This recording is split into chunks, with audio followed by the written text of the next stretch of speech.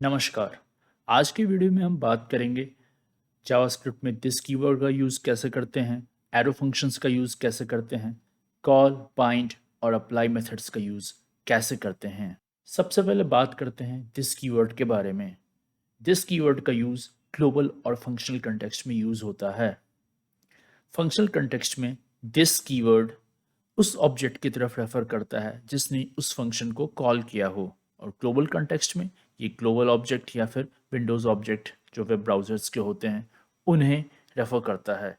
आइए इसका एक कोड एग्जांपल हम देखते हैं और समझते हैं। यहाँ पर हमने एक एम्प्लॉय नाम का ऑब्जेक्ट बनाया है। एम्प्लॉय नाम के ऑब्जेक्ट को हमने दो प्रॉपर्टीज़ दी हैं, फर्स्ट नेम और लास्ट नेम, और इसे एक मेथड भी दिया है, get employee name. Get employee name इन दोनों प्रॉपर्टीज़ को एक्सेस करता है, इनकी वैल्यू को कॉन्कैटिनेट करता है और रिटर्न कर देता है।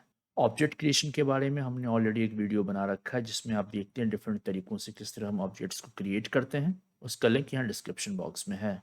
जब हम इस प्रोग्राम को एग्जीक्यूट करने की कोशिश करेंगे तो हम देखते हैं कि एम्प्लॉय के गेट एम्प्लॉय नेम मेथड को इन्वोक करने पे जो आउटपुट आएगा वो आउटपुट है अलॉन मस्क। फर्स्ट नेम और लास्ट नेम को हमने कॉन्कैटिनेट कर दिया है और आउटपुट को यहाँ पर प्रिंट किया है।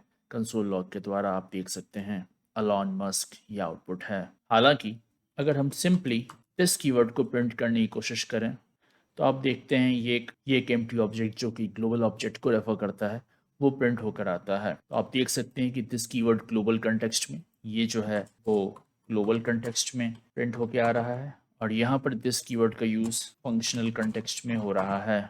आइए अब बात करते हैं एरो फंक्शंस की। ES 2015 के साथ एरो फंक्शंस को इंट्रोड्यूस किया गया था। एरो फंक्शंस एक सिंपल फंक्शन एक्सप्रेशन के रूप में काम करते हैं जो कि थोड़े कॉम्पैक्ट होते हैं और ट्रेडिशनल फंक्शंस के ऑल्टरनेटिव में यूज़ किए जाते हैं, लेकिन लिमिटेड सिनेरियोज में। इनका आप हर जगह यूज़ नहीं कर सकते हैं, स्पेशली उन जगहों पर जहाँ पर आपको एक स्कोप के साथ बाइंडिंग स्टैब्लिश करने की रिक्वायरमेंट रहे। वहाँ पर एरो फंक्शंस का यूज़ रिकमेंडेड नहीं है, बिकॉज एरो फंक्शंस की अपनी कोई दिस बाइंडिंग नहीं होती है। दिस कीवर्ड के साथ एरो फंक्शन की कोई बाइंडिंग नहीं होती है, वो बाइंडिंग को रिटेन करता है अपने लेक्सिकल स्कोप से। इसीलिए एरो फंक्शंस का यूज़ हम तब करते हैं जब हमें दिस कीवर्ड की बाइंडिंग को अपने लेक्सिकल स्कोप से रेफर करवाना हो। आइए इसकी कोड एग्जांपल्स को हम देखते हैं और समझते हैं कि कैसे एरो फंक्शंस काम करते हैं, उनका सिंटैक्स क्या होता है और वो कैसे दिस कीवर्ड के साथ बाइंडिंग को रेप्लिकेट करते हैं अपने बिहेवियर में। यहाँ पर हमने दो फंक्शन एक्सप्रेशंस बना रखे हैं, एक फंक्शन ऐड जो कि एक ट्रेडिशनल मेथड है, सिंटैक्स से आप समझ सकते हैं, और दूसरा लाइन नंबर 5 पर लेट एडिशन। यहाँ पर हमने एक वेरिएबल बनाया है एडिशन विथ कीवर्ड लेट, और हमने इसको असाइन किया एक एक्सप्रेशन जो कि एक आर्गुमेंट लेता है नम, और एरो के द्वारा हम डिफाइन करते हैं उसके अंदर की बॉडी को। अगर यहाँ पर हमारे पास एक से ज़्यादा स्टेटमेंट्स रहते तो हम कर्ली ब्रेसेस का भी यूज़ कर सकते थे और उसके अंदर स्टेटमेंट्स को पुट कर देते, लेकिन यहाँ पर हमारे पास एक सिंगल स्टेटमेंट है तो इस वजह से हम कर्ली ब्रेसेस का भी यूज़ अवॉइड कर सकते हैं।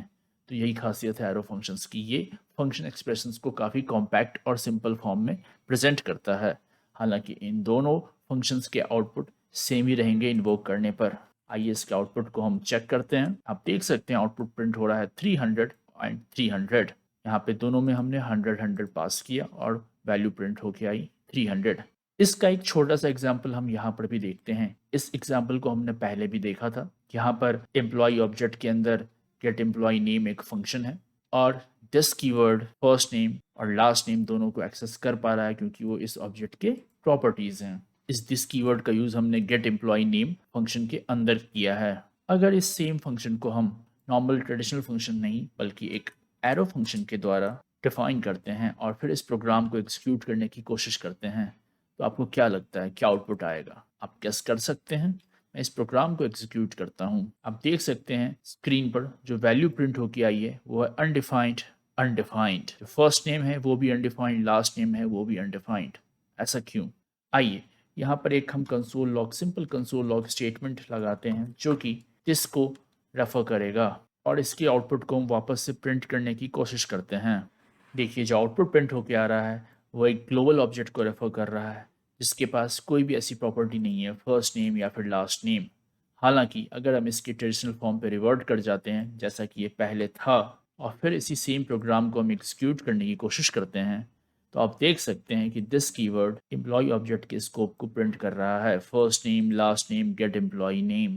तो इस प्रकार ये प्रूव होता है कि एरो फंक्शंस दिस कीवर्ड के साथ अपनी कोई भी बाइंडिंग नहीं रखते हैं, हालांकि अपनी लेक्सिकल स्कोप की बाइंडिंग को इनहेरिट कर लेते हैं। तो अब बात करते हैं बाइंड मेथड की। बाइंड मेथड को इंट्रोड्यूस किया गया था ES5 में। बाइंड मेथड का काम होता है एक नए फंक्शन को बनाना, और जब भी उस फंक्शन को कॉल किया जाए तो उस वक्त उसे एक पर्टिकुलर ऑब्जेक्ट के साथ उसके स्कोप को स्टैब्लिश कर देना। मतलब उस फंक्शन के अंदर अगर कोई दिस कीवर्ड का यूज़ किया गया है तो जो हमने बाइंड मेथड के साथ उसके आर्गुमेंट में जो भी ऑब्जेक्ट को पास किया है उस ऑब्जेक्ट के साथ उस फंक्शन के दिस कीवर्ड की बाइंडिंग कर देना। इसको एक कोड एग्जाम्पल के साथ हम देखते हैं और अच्छे से समझते हैं। हम वापस से इसी एग्जाम्पल पर आते हैं। यहाँ पर हमने एम्प्लॉय नाम का एक ऑब्जेक्ट बना रखा था और इसकी वैल्यू को हम प्रिंट करने की कोशिश कर रहे थे। अभी हम एक छोटा सा वेरिएबल बनाते हैं फंक नेम और उसे employee dot get employee name का रेफरेंस असाइन कर देते हैं। लेकिन जब हम फंक नेम को इन्वोक करेंगे और उसकी वैल्यू को प्रिंट करने की कोशिश करेंगे तो आउटपुट क्या आएगा, आप गेस कीजिए। लाइन नंबर 11 पे जो स्टेटमेंट प्रिंट हुई है उसका आउटपुट आया है एलॉन मस्क, और लाइन नंबर 13 पे जो आउटपुट प्रिंट हुई है उसका आउटपुट है अनडिफाइंड और अनडिफाइंड। मैं ये क्लियर करता हूँ टर्मिनल और वापस से इसके आउटपुट को प्रिंट करता हूँ।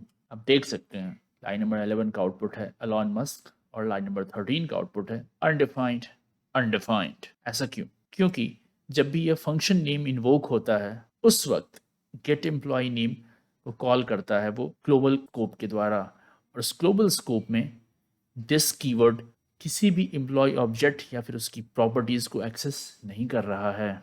इसकी वजह से रिजल्ट अनडिफाइंड अनडिफाइंड आता है। तो इसे सही तरीके से कैसे प्रिंट किया जाए, कैसे एग्जीक्यूट किया जाए, यहाँ पर बाइंड मेथड काफी उपयोगी साबित होते हैं। हम एक और वेरिएबल बनाते हैं बाउंडेड फंक नेम, और उस वेरिएबल को हम फंक नेम फंक्शन के साथ बाइंड कर देते हैं और उसके आर्गुमेंट में देखिए बाइंड मेथड की डेफिनेशन में भी यही लिखा है एन ऑब्जेक्ट, आर्गुमेंट में उसके आर्गुमेंट में an object to which this keyword can refer inside the new function. तो जब भी बाउंड फंक्शन नेम को इन्वोक करेंगे एक नया फंक्शन बनाया जाएगा और आर्गुमेंट में हम एम्प्लॉय ऑब्जेक्ट को अगर पास करते हैं तो ये bounded function name internally function name, और फंक्शन नेम जो कि रेफर करता है गेट एम्प्लॉय नेम को, तो इस फंक्शन को कॉल करेगा गेट एम्प्लॉय नेम को और अपने स्कोप में एम्प्लॉय ऑब्जेक्ट को कैरी करेगा। इस वजह से get employee name first name और लास्ट नेम की प्रॉपर्टीज़ को एक्सेस कर पाएगा क्योंकि वो एम्प्लॉय ऑब्जेक्ट की प्रॉपर्टीज़ हैं और उस स्कोप में ये ऑलरेडी है। यहाँ पर हम दिस ऑब्जेक्ट के रेफरेंस को भी प्रिंट करने की कोशिश करते हैं ताकि आपको ये समझ में आए। इस लाइन को मैंने कमेंट आउट कर दिया है और अब इस फंक्शन को एग्जीक्यूट करते हैं। आप देख सकते हैं कि दिस रेफरेंस पे एम्प्लॉय ऑब्जेक्ट प्रिंट किया गया है और जो आउटपुट है वो एक्सपेक्टेड आउटपुट है एलॉन मस्क, जो कि गेट एम्प्लॉय नेम को एग्जीक्यूट करने पर आना चाहिए था। तो आइए अब इस प्रोग्राम को हम एग्जीक्यूट करने की कोशिश करते हैं। यहाँ पर मैंने इन दोनों स्टेटमेंट्स को कमेंट आउट कर दिया है। फंक्शन नेम को भी मैं एम्प्लॉय ऑब्जेक्ट के साथ बाइंड कर रहा हूँ और फिर बाउंडेड फंक्शन जो क्रिएट होगा उसको इन्वोक कर दे रहा हूँ। आप अगर बाइंड मेथड की मेथड डेफिनेशन को देखेंगे तो ये क्लियरली बताता है कि for a given function it creates a bound function that has the same body as the original function। मतलब जो भी फंक्शन के साथ इसे आप बाउंड कर रहे हो उसकी बॉडी ओरिजिनल फंक्शन के जैसी ही रहेगी। मतलब ये जो employee dot get employee name ये हमारा ओरिजिनल फंक्शन है गेट एम्प्लॉय नेम, जो कि यहाँ पर ऑलरेडी डिफाइन किया हुआ है। इसकी बॉडी ओरिजिनल फंक्शन ही रहेगी, लेकिन जो दिस ऑब्जेक्ट है वो हम पास कर रहे हैं एज एन आर्गूमेंट। यहाँ पे देखिए दिस ऑब्जेक्ट को हम एज एन आर्गूमेंट पास कर रहे हैं और इस वजह से जब भी ये प्रिंट होता है उस वक्त एम्प्लॉय ऑब्जेक्ट के स्कोप को ये एक्सेस कर सकेगा क्योंकि एम्प्लॉय ऑब्जेक्ट के स्कोप के द्वारा ही इसे हम प्रिंट करने की कोशिश करेंगे। तो फर्स्ट नेम और लास्ट नेम प्रॉपर्टीज एक्सेसिबल रहेंगी। आइए इसके आउटपुट पे ज़रा हम नज़र डालते हैं। आप देख सकते हैं कि दिस रेफरेंस में एलॉन मस्क और फिर गेट एम्प्लॉय नेम ये प्रिंट होकर आया है क्योंकि ये पर्टिकुलर ऑब्जेक्ट ही हम पास कर रहे हैं एम्प्लॉय के द्वारा, और ये गेट एम्प्लॉय नेम जब भी एग्जीक्यूट हुआ है तो ये दिस रेफरेंस प्रिंट होके आया है। इसके आउटपुट को प्रिंट करने के लिए हमें इसको भी कंसोल डॉट लॉग में इनक्लोज कर देना चाहिए ताकि हम इसकी आउटपुट को भी देख सकते हैं और फिर से इस प्रोग्राम को हम एग्जीक्यूट करते हैं। आप देख सकते हैं वापस इसने दिस रेफरेंस को प्रिंट किया है और एक्सपेक्टेड आउटपुट आया है एलॉन मस्क। आप चाहें तो इस प्रोग्राम में डीबग लगा के भी इसे देख सकते हैं। आप देखेंगे दिस कीवर्ड एम्प्लॉय ऑब्जेक्ट के स्कोप को रेफर कर रहा है और ये यहाँ पर से हमने आर्गुमेंट में पास किया है इस बाउंडेड फंक्शन को। तो हर बार जब भी हम इस बाउंडेड फंक्शन को इन्वोक करेंगे तो एक फंक्शन क्रिएट होगा और फिर एम्प्लॉय नेम का ऑब्जेक्ट स्कोप में पास कर दिया जाएगा जिसे दिस कीवर्ड रेफर करेगा। तो अब बात करते हैं कॉल और अप्लाई मेथड्स की। कॉल और अप्लाई मेथड्स का भी यूज़ किया जाता है एक फंक्शन को कॉल करने के लिए और कॉल करते वक्त दिस कीवर्ड का रेफरेंस पास किया जाता है और साथ ही में कुछ आर्गुमेंट्स भी हम पास करते हैं। यूजुअली मेथड चेनिंग या कंस्ट्रक्टर चेनिंग में कॉल और अप्लाई मेथड्स का यूज़ किया जाता है। आइए इनके कोड एग्जांपल्स को देखते हैं सो दैट इसके हम सिंटैक्स को समझ सकें और इनके यूजेस को भी हम समझ सकें। यहाँ पर हमने एक और ऑब्जेक्ट बनाया है जो कि सिमिलर है एम्प्लॉय ऑब्जेक्ट जिसे हमने पहले देखा था। हमने एक और फंक्शन बनाया है स्टूडेंट नेम जो कि इंटरनली एक console dot log statement print करता है, कुछ आर्गुमेंट्स लेता है प्लेस एंड हॉबी और फिर this dot get student name को एक्सेस करने की कोशिश करता है। अगर इस स्टूडेंट नेम फंक्शन को हम डायरेक्टली इन्वोक करने की कोशिश करेंगे तो आपको क्या लगता है क्या आउटपुट आएगी? गेस करें। देखिए ये एक एरर थ्रो होके आता है, get student name is not a function. क्यों? क्योंकि ये जो दिस कीवर्ड है यहाँ पर ये एक ग्लोबल ऑब्जेक्ट को ही रेफर करेगा, इसे किसी भी ऑब्जेक्ट के साथ अभी बाउंड नहीं किया गया है। इस वजह से जो आउटपुट प्रिंट हो रहा है वो एक एरर है। अब हम स्टूडेंट नेम को कॉल और अप्लाई मेथड्स के साथ यूज करते हैं। तो स्टूडेंट नेम नाम के फंक्शन को हम कॉल करते हैं। कॉल करते वक्त उसे स्टूडेंट ऑब्जेक्ट का स्कोप पास ऑन करते हैं, साथ ही में कुछ आर्गुमेंट्स भी पास करते हैं। कॉल और अप्लाई मेथड दोनों का बिहेवियर सेम है, बस डिफरेंस यही है कि कॉल में हम आर्गुमेंट्स को इंडिविजुअली पास करते हैं और अप्लाई में आर्गुमेंट्स को हम एरे में पास करते हैं। अपार्ट फ्रॉम दैट कॉल और अप्लाई मेथड्स बिल्कुल सिमिलर तरीके से काम करते हैं। अगर आप इस प्रोग्राम को एग्जीक्यूट करने की कोशिश करेंगे आप देखेंगे सिमिलर आउटपुट्स प्रोड्यूस होके आए हैं क्योंकि यहाँ पे आर्गुमेंट्स सेम है। अगर आप यहाँ पे आर्गुमेंट्स चेंज कर देते हैं, लेट्स से आप यहाँ पे आर्गुमेंट न्यूयॉर्क कर देंगे और यहाँ पे आप आर्गुमेंट कंप्यूटर कर देंगे तो आप देख सकते हैं ये दोनों मेथड कॉल हो रहे हैं लेकिन आउटपुट्स अलग अलग प्रिंट होके आ रहे हैं। तो यहाँ पे पॉइंट ये है कि कॉल मेथड, इसकी आप मेथड डेफिनेशन को देखेंगे तो यहाँ पे ये पहला जो आर्गुमेंट लेता है वो है दिस कीवर्ड के लिए। दिस कीवर्ड के रिस्पेक्ट में हम एक स्टूडेंट ऑब्जेक्ट के स्कोप को पास करते हैं। सिमिलरली अप्लाई मेथड के केस में भी दिस कीवर्ड के आर्गुमेंट स्कोप में हम लोग स्टूडेंट नाम के ऑब्जेक्ट को पास करते हैं जिससे ये स्टूडेंट नेम नाम का फंक्शन रेफर करता है और फिर गेट स्टूडेंट नेम को एग्जीक्यूट करते वक्त फर्स्ट नेम और लास्ट नेम को एक्सेस कर लेता है और फिर एक्सपेक्टेड आउटपुट प्रिंट कर देता है। आप चाहें तो इसे एक बार डीबग करके भी देख सकते हैं। अभी मैंने इस प्रोग्राम को रन किया है।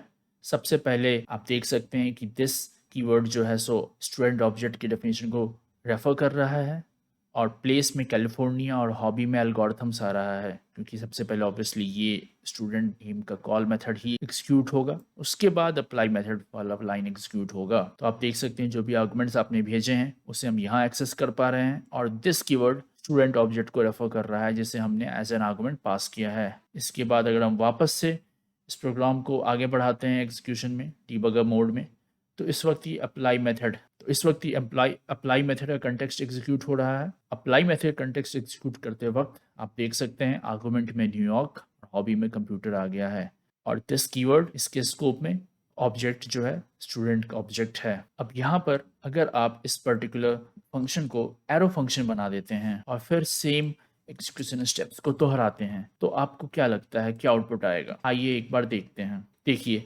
सिमिलर एरर थ्रो हुई है जो हमने डायरेक्टली स्टूडेंट नेम को इन्वोक करने की कोशिश करी थी। This dot get student name is not a function, reason being ये जो दिस कीवर्ड है ये ग्लोबल स्कोप को रेफर कर रहा है। देखिए नॉर्मली भी जब हम इसके ऊपर होवर्क करते हैं तो विजुअल स्टूडियो कोड का इंटेलिजेंस बताता है कि this is type of global this. आप अगर यहाँ पे एक डीबगर पॉइंट लगाएंगे और इस फंक्शन को एग्जीक्यूट करने की कोशिश करेंगे तो आप देखेंगे जो दिस कीवर्ड है एक एम्प्टी ऑब्जेक्ट जो कि बेसिकली ग्लोबल ऑब्जेक्ट है उसे रेफर करने की कोशिश कर रहा है और इसके पास कोई भी ऐसी प्रॉपर्टी नहीं है गेट स्टूडेंट नेम या फिर उसके अंदर की फर्स्ट नेम या लास्ट नेम किसी भी स्टूडेंट ऑब्जेक्ट को ये रेफर कर ही नहीं रहा है। तो इस वजह से आउटपुट अनडिफाइंड या फिर अनडिफाइंड आउटपुट दूर की बात, गेट स्टूडेंट नेम को ही एक्सेस नहीं कर पा रहा है, यही ये फंक्शन खुद ही अनडिफाइंड है। तो इसकी वजह से ये एरर थ्रो कर देता है। अगर आपको इसे वापस से सही तरीके से एग्जीक्यूट करना है तो हमने प्रोग्राम के चेंजेस को रिवर्ट कर दिया है और वापस से एक बार इसे एग्जीक्यूट करने की कोशिश करते हैं। आप देख सकते हैं जो एक्सपेक्टेड आउटपुट था वो आ रहा है, क्योंकि यहाँ पर दिस कीवर्ड के रेफरेंस में स्टूडेंट ऑब्जेक्ट को पास किया जा रहा है और ये एक ट्रेडिशनल फंक्शन है। इसकी बाइंडिंग पास किए हुए ऑब्जेक्ट के स्कोप के साथ है। अगर ये एरो फंक्शन था तो उसकी कोई भी बाइंडिंग नहीं होती दिस कीवर्ड की किसी भी पर्टिकुलर ऑब्जेक्ट के साथ। उस केस में ये अपने लेक्सिकल स्कोप में दिए गए कंटेक्स्ट के साथ बाइंडिंग करता, जो कि ग्लोबल ऑब्जेक्ट था और एरर थ्रो हो रही थी। तो आशा करता हूँ आपको ये वीडियो पसंद आया हो। चैनल को सब्सक्राइब जरूर करें, अपने डाउट्स को कमेंट सेक्शन में लिखें। धन्यवाद।